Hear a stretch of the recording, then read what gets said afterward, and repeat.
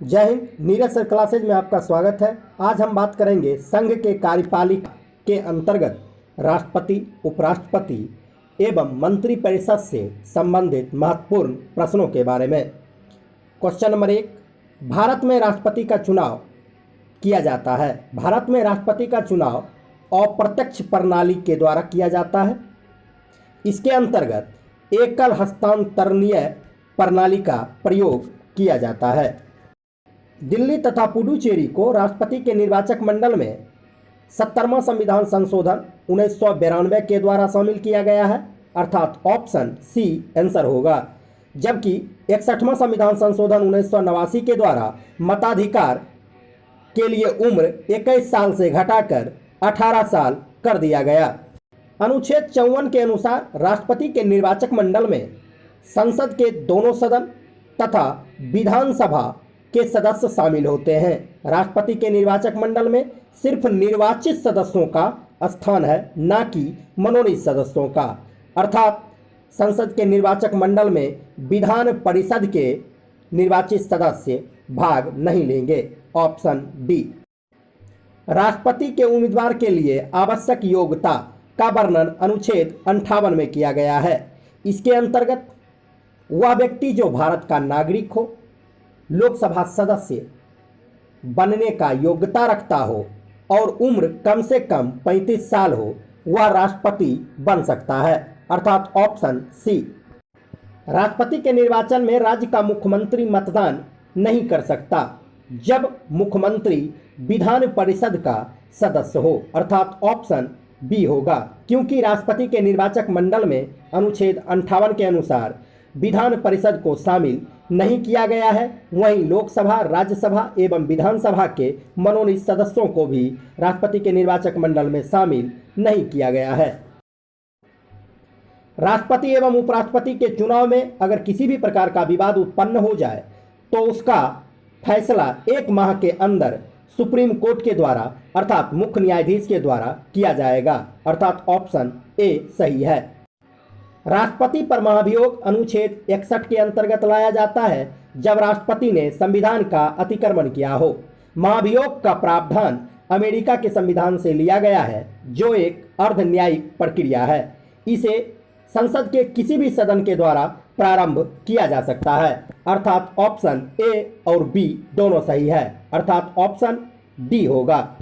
अनुच्छेद 54 के अनुसार राष्ट्रपति के निर्वाचक मंडल में लोकसभा, राज्यसभा एवं विधानसभा के निर्वाचित सदस्य भाग लेता है, अर्थात ऑप्शन सी के अनुसार विधानसभा राष्ट्रपति के निर्वाचक मंडल में भाग ले सकता है, परंतु महाभियोग में सिर्फ राज्यसभा एवं लोकसभा ही भाग ले सकता है।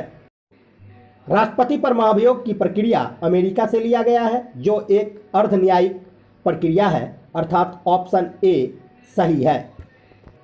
जबकि राष्ट्रपति के द्वारा अनुच्छेद 143 के तहत परामर्शदात्री अधिकार का प्रयोग करते हुए सुप्रीम कोर्ट के मुख्य न्यायाधीश से लोकहित के विषय पर सलाह लिया जाता है। जब राष्ट्रपति की मृत्यु हो जाए या किसी भी प्रकार से राष्ट्रपति का पद खाली हो जाए तो अनुच्छेद 65 के अनुसार उपराष्ट्रपति कार्यकारी राष्ट्रपति के रूप में अधिकतम 6 माह तक कार्य करेगा, अर्थात ऑप्शन सी सही है। राष्ट्रपति लोकसभा को भंग करता है। राष्ट्रपति लोकसभा को अनुच्छेद 85 के अनुसार केंद्रीय मंत्रिमंडल के लिखित सिफारिश पर भंग कर सकता है, अर्थात ऑप्शन सी सही है। भारत के राष्ट्रपति ने जिस एकमात्र मामले में अपने वीटो शक्ति का प्रयोग किया था, भारत के प्रथम सिख राष्ट्रपति जिनका कार्यकाल 1982 से 87 के अंतर्गत था, उन्होंने भारतीय डाक संशोधन विधेयक पर प्रथम बार जेबी वीटो का प्रयोग किया था, अर्थात ऑप्शन सी सही है। राष्ट्रपति को अध्यादेश जारी करने की शक्ति देता है। राष्ट्रपति को अध्यादेश जारी करने की शक्ति अनुच्छेद 123 के अंतर्गत प्राप्त है, अर्थात ऑप्शन डी सही है। जबकि राष्ट्रपति मंत्रिमंडल के लिखित सिफारिश पर अनुच्छेद 356 के अंतर्गत सशस्त्र विद्रोह, बाह्य आक्रमण या युद्ध के समय राष्ट्रीय आपात अनुच्छेद 356 घोषित कर सकता है। निम्न में से राष्ट्रपति किसकी नियुक्ति करता है?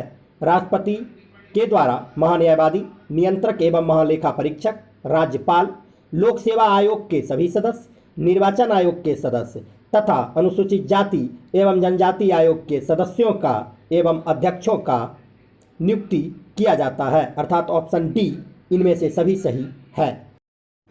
निम्न में कौन सा संवैधानिक विशेषाधिकार राष्ट्रपति को प्राप्त नहीं है?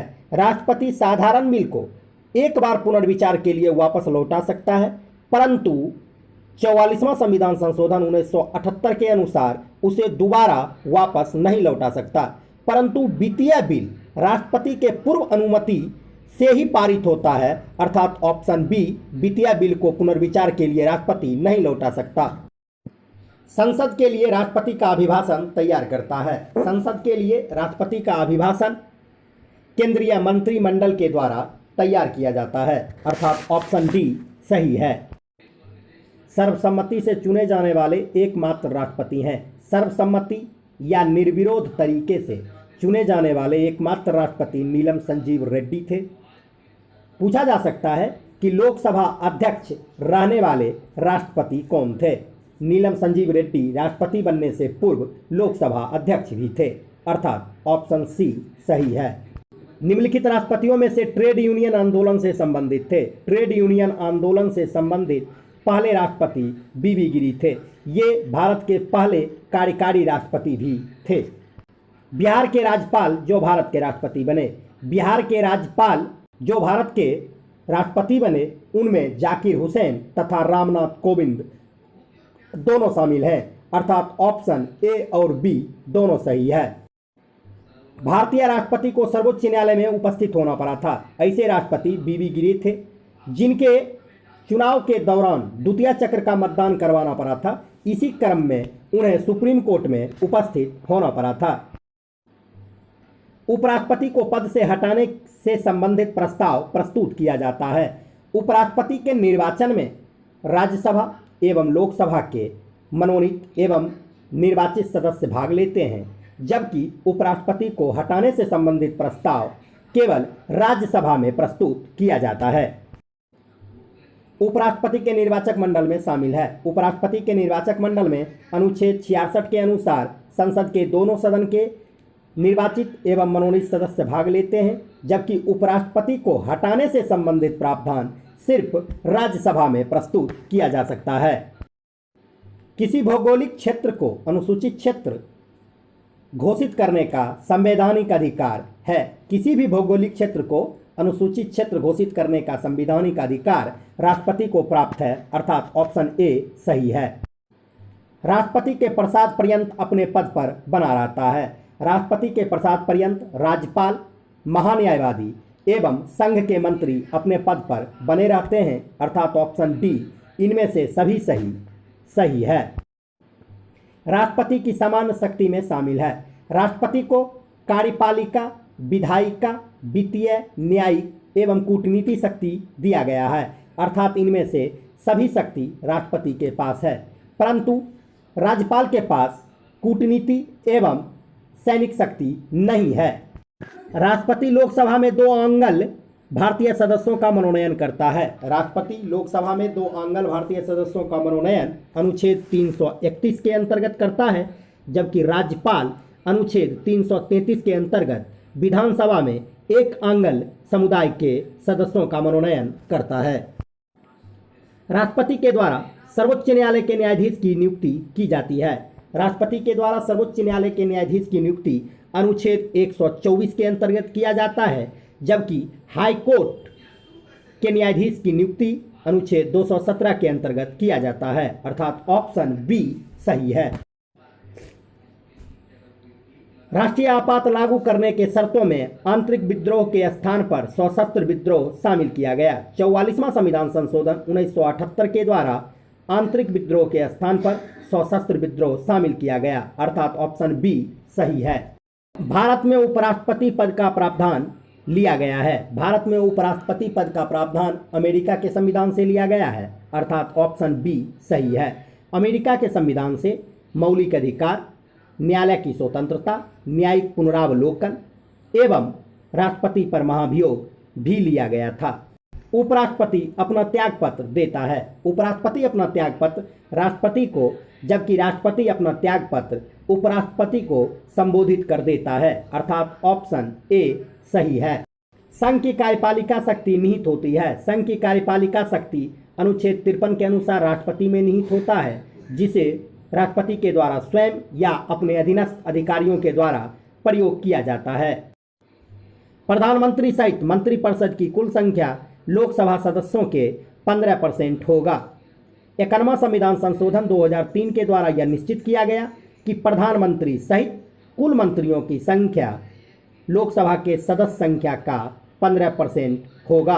वर्तमान में मंत्रिपरिषद की संख्या प्रधानमंत्री सहित 83 है। मंत्रिपरिषद व्यक्तिगत रूप से उत्तरदायी होता है। मंत्रिपरिषद सामूहिक रूप से लोकसभा के प्रति उत्तरदायी होता है, जबकि व्यक्तिगत रूप से राष्ट्रपति के प्रति उत्तरदायी होता है, अर्थात ऑप्शन बी सही है। राष्ट्रपति अनुच्छेद 352 के अंतर्गत आपातकाल की घोषणा करता है। राष्ट्रपति के द्वारा अनुच्छेद 352 के अंतर्गत आपातकाल की घोषणा मंत्रिमंडल के लिखित सिफारिश पर किया जाता है, अर्थात ऑप्शन बी सही है। राष्ट्रपति वित्त आयोग का गठन करता है। राष्ट्रपति वित्त आयोग का गठन अनुच्छेद 280 के अनुसार करता है, जिसमें एक सदस्य तथा 4 अन्य सदस्य होता है। इसका मुख्य कार्य राज्य एवं केंद्र के बीच करों का बंटवारा करना है। ऐसे प्रधानमंत्री जिन्होंने विश्वास प्रस्ताव पर मतदान के पूर्व ही अपना त्याग पत्र दे दिया था, अटल बिहारी वाजपेयी एवं चौधरी चरण सिंह ने मतदान से पूर्व ही अपना त्याग पत्र दे दिया था, जबकि एच.डी. देवगौड़ा एवं विश्वनाथ प्रताप सिंह को विश्वास मत खोने के बाद त्याग पत्र देना पड़ा था।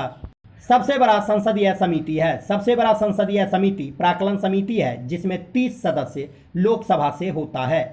इसका अध्यक्ष सत्ता पक्ष का होता है, जिसकी नियुक्ति लोकसभा के अध्यक्ष के द्वारा किया जाता है। सबसे प्राचीन संसदीय समिति है। सबसे प्राचीन संसदीय समिति लोक लेखा समिति है, जिसका गठन 1919 के अधिनियम के द्वारा किया गया था। इसमें 15 लोकसभा के सदस्य एवं 7 राज्यसभा से सदस्य होते हैं। राज्यसभा के सदस्य सह सदस्य के रूप में कार्य करते हैं। कैग के द्वारा जारी किया गया रिपोर्ट का जांच करता है।